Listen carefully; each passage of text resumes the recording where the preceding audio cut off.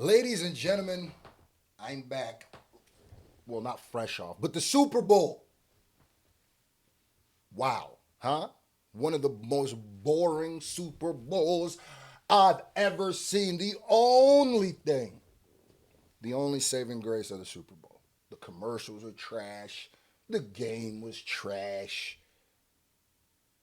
But that halftime show, my boy Benito, huh? Bad Bunny, did his thug thizzle. And boy, the Trumpers are mad. And anything that makes them mad, I'm for. So we got Zay Dante doing a skit, having a conservative family during the Super Bowl halftime. Wait a minute. Having a conservative family during the Bad Bunny Super Bowl. Okay, so your whole family's conservative. All right. All right, halftime. I'm going to go to the bathroom for the next 13 minutes. How do you even pronounce that?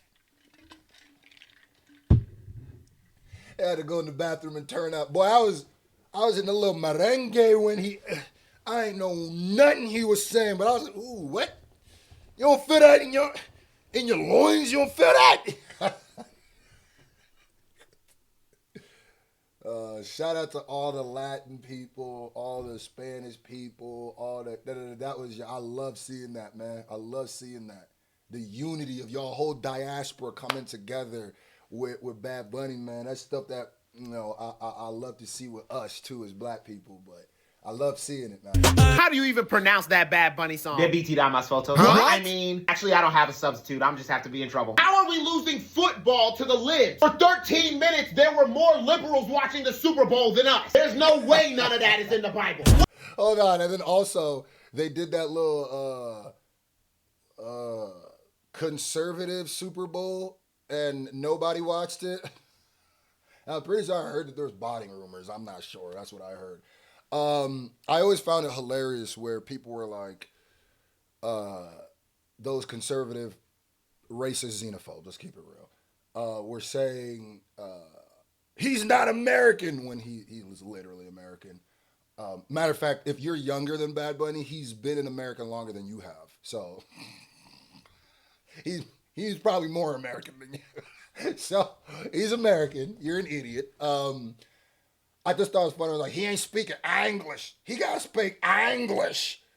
I can understand what he's saying, but meanwhile they're over there. Kid Rock said, "Ball with the ball, the bang, the dang, diggy, diggy, diggy." Said the boogie, said up chuck the boogie. What? I never had to know what up chuck and the boogie was for me to know that song or enjoy that song. Now I don't enjoy anything Kid Rock does, but when Kid Rock used to be hip hop, when he used to be of the culture of the cloth. Yeah, I was rocking with Bob with the Ball. Don't act like when Kid Rock first came. My name is Kid. I used to think he was for us. But he an enemy. But so it's like, yeah, but like he an enemy of the state, and the state is the black state. Watching the Super Bowl than us. There's no way none of that is in the Bible. What are you listening to in there? The Epstein Files. Oh, good. I thought it was Bad Bunny. Yep, I knew you would care about that more. I love Kid Rock. I would prefer to listen to Kid Rock than Bad Bunny. I'm voting blue in the midterms. Y'all tripping, man. Ice out. Y'all. Yeah, if we gotta listen to Kid Rock, bro. I love seeing that. Out next year, I really hope they just keep this going. I want next year to be goddamn. Who I really want? Well, I'm gonna tell you who I really want. If they make it like BTS or K-pop or something, I would love that. I would love, especially BTS. They go up there and do Dynamite. I'm in the stars tonight. Oh, I'll be in that mother getting stupid, nigga. What? I don't know. I used to react to a lot of BTS, so I don't know. Like I know their music, but that I'm in the stars tonight, boy. But what I really want, you know who I want. You know who I want. You know what I'm going to say. We need Davy Doe up there. Huh? Fino. Huh? Olumude. Hey. Wizkid. What? Thames. What? Maybe even Burna Boy. Burna Boy kind of head ass. He be doing some head ass. I ain't going to lie to you. But y'all done loved on Afrobeat. Y'all done took Afrobeat. Y'all might as well throw it up there too. Huh? I would love to see that. Oh man, and all of the black flags. I know they're not gonna just bite Bad Bunny's idea, but like, what? Oh, that'd be beautiful. Tripping, bro. All right, All right, we could have. That'd be beautiful. But okay. Country as You know how I like to do like a random scroll. So the next one, my boy Josh Johnson. Oh, it's about ice. So that's kind of we're staying in the theme of. Oh my goodness. Whew. That was one of them indigestion burps where it's like you burp inside your body like it didn't come out. My bad, let's go. country, as in the government, is doing fine. They just found a bunch of oil. It's the people. It's the people who are struggling. It's the people whose groceries prices and whose healthcare costs are skyrocketing. It's the people who have less to show for the work that they do. And it's the people losing their jobs, getting their government jobs slashed and getting let go from companies and everything. And so they need something. We can't afford, in the bill, $29 billion for ICE. We cannot afford ICE any more than I could afford ICE. 29. Isn't ICE now one of the highest funded things? 29 million. 29 million. They upped it, by the way. They upped it. And what have we gotten as American citizens from that? Murdered. It's not funny, but it is it's morbidly funny when you think about it, because it's like 29 million. What have we gotten as citizens? You feel any safer? If you a yeehaw, I bet you do. And you don't feel safer. You just love to see black and brown people getting boots to their face. You don't care if it's, some of y'all only started caring when it was white people who started getting popped, which it is what it is. I'm not even going to get into that. But 29 million, do you feel better? Do you think this country is in a better place? Do you think that some of that money could be used in something else? I think it's funded like a small military, brother. I can't believe $29 billion. I mean, but this is my thing, I guess, is that you watch something like what's happening in Minneapolis, because it's not just one instance, it's not just one thing, Because the same day that Renee Good lost her life. Yeah, there's a black man who also lost his life too, who doesn't get talked about as much. It's sad that I can't remember his name because he doesn't get covered. It's literally like, I hate the whataboutism and I hate always, but I'm black, so I'm always gonna, and I do have some sort of trauma from being in America, like being a black person in America, brother. Like, I do have trauma from that. I've been pulled out of cars at gunpoint by police because I've been pulled out of cars 3 times in my life.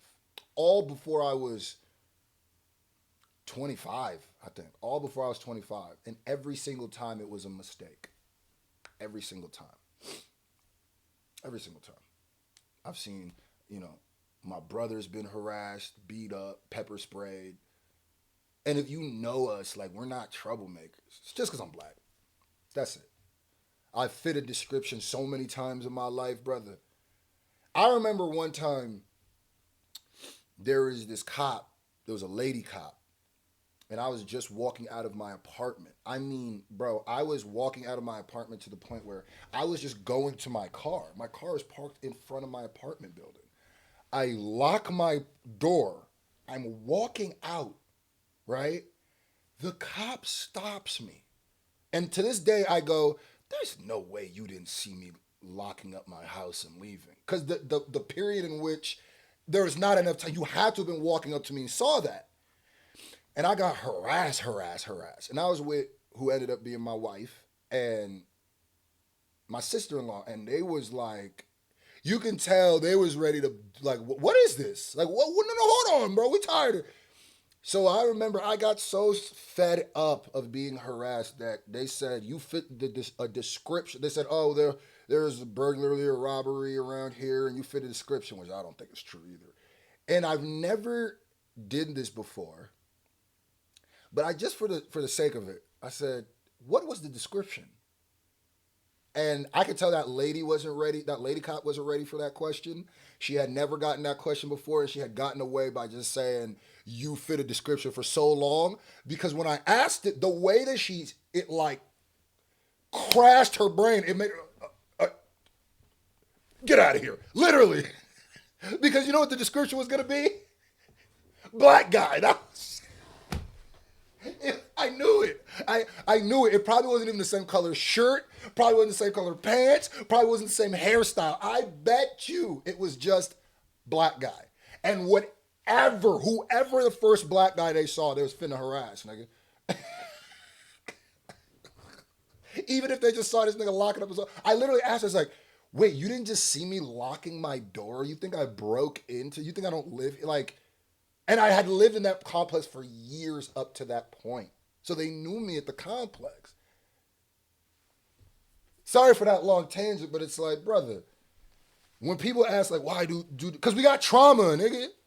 Is it always fair when we do always bring up this what you do to black people? To us, absolutely. To you, it might not be because you don't think about it that often. But being black is a political statement, whether you like it or not, bro. You could be like, "Oh, I'm not political." Nigga, your skin makes you political because everybody is going to treat you a certain way because of that. They're going to assume a lot of things about you because of that. They might even assume your political alliances because of that and treat you a certain way.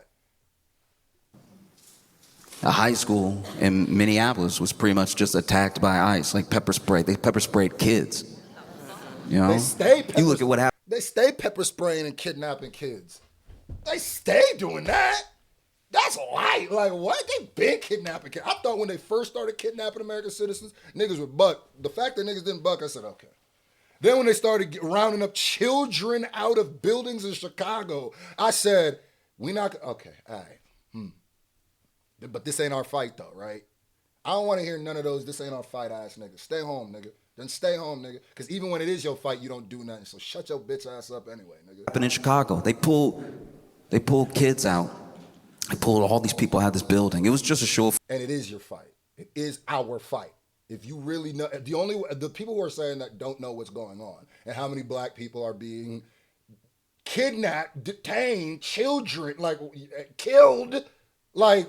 Force. It doesn't look like there were really any convictions out of that. It was pure harassment. You know, people talk about comply. People talk about what is legal, but really think about what's moral. You know? I'll tell you right now. Zay had me in a laughing mood. Now I'm pissed. Now you got damn. If you just sort of go with the flow, you go with the status quo, you just simply comply over and over again. You know, nothing really changes.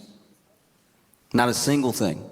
There's a lot of niggas who were simply complying when it was slavery, too. A lot of niggas were simply complying when there was segregation, too. A lot of niggas were simply complying when women weren't having their rights. A lot of people simply complying when gay people weren't having rights. A lot of people were simply complying in Germany when Hitler was running. A lot of people were simply complying, and I don't even fully blame them because it does take a type of energy and a type of confidence in yourself to step against a government or an entire system that you live under, you know? So. Because once again, the people who have everything don't really think about breaking you off a piece.